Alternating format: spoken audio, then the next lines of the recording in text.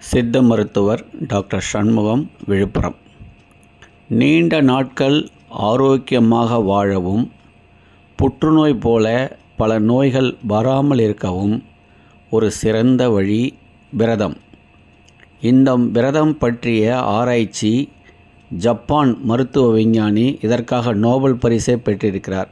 என்னவென்றால், நீங்கள் விரதம் இருக்கும்பொழுது உங்கள் உடலில் உள்ள கெட்ட செல்களை நம் உடலே அழித்து விடுகிறது. எப்படி என்றால், நமக்கு சிலருக்கு ஃபேட்டி லிவர், கல்லீரலில் கொழுப்பு படுகிறது. நாம் ஒருவேளை சாப்பிடாமல் இருக்கும்பொழுது அந்த கொழுப்பு கரைத்து திரும்பவும் அழிக்கப்படுகிறது. அதுபோல வெகு சிலருக்கு விரதம் இருப்பது சிரமமாக இருந்தால் ஒரு சிறந்த வழி இருக்கிறது.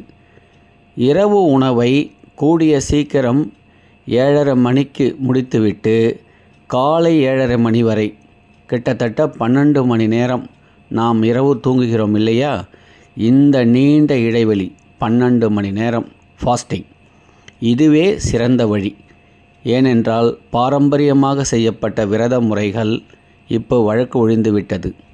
நாம் குறைந்தபட்சம் இரவில் சீக்கிரமாக சாப்பிட்டுவிட்டு 1 மணி நேரம் நடந்து பின் படுத்து, நீங்கள் சாப்பிட்ட நேரத்திற்கும் காலை சாப்பிடும் நேரத்துக்கும் இடைவெளி 12 மணி நேரம் இருந்தால் இது சாத்தியம்.